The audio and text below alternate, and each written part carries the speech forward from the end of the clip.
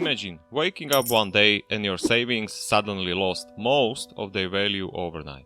You will go to the store and instead of buying food for the whole family, you will have money just for one bread. This we call inflation. Something like this also happened in Germany in the early 20s, where economics of country collapsed. The state couldn't afford to pay reparations of the victorious powers of the First World War, as well as to repay the debts accumulated during the war. And so the government decided to create money and pay off debts. Although it was not a good solution because money was not covered by real economic activity. As a result, inflation had picked up. Before the war, you needed 4 marks for $1. After the war, it was less than 8 marks. In 1923 it was about 50,000 marks, and in the next year it was 433 billion marks for $1. But at the end of the 1923 it was even more. Paper marks have thus become worthless and people use them for wallpapering or heating. Despite the fact that they later stabilized the mark, we know well what followed, and it was hyperinflation, and the associated unemployment and poverty that was one of the reasons why the Nazis were so successful in Germany. As we have already said, inflation is simply the devaluation of money, which goes hand in hand with the rising prices. A year ago, you could have bought more for 100 euros, for example, than now. Deflation is the exact opposite. It's a decline in prices and thus an increase in the purchasing power of money. At the moment, in terms of growth rate, we distinguish whether it is only creeping, walking, galloping or hyperinflation, as in the case of Germany.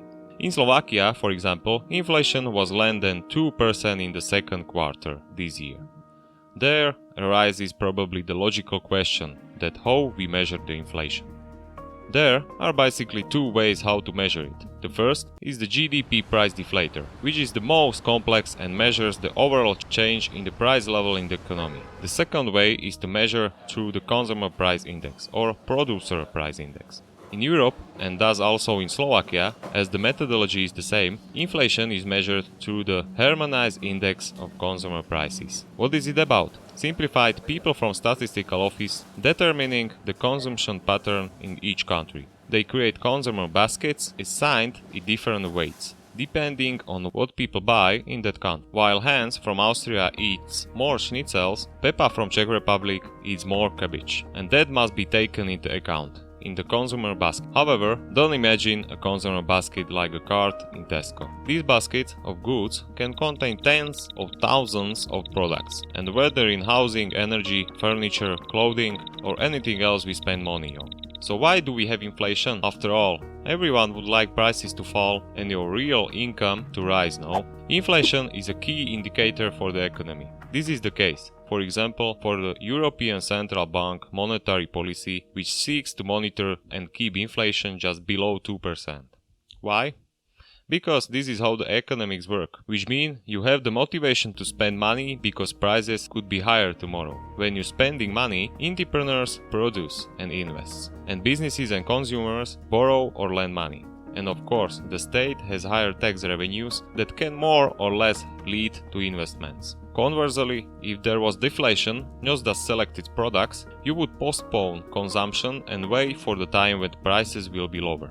And that means lower incomes for entrepreneurs who will continue to pay lower wages and thus ultimately lower income for you as well. In addition, the state will lose money as well, as it has reduced its tax collection and conversely increase spending on the social system. So it will no longer invest in public services. And how does natural inflation arise? There are basically 2 main ways. We know demand pull and cost push inflation.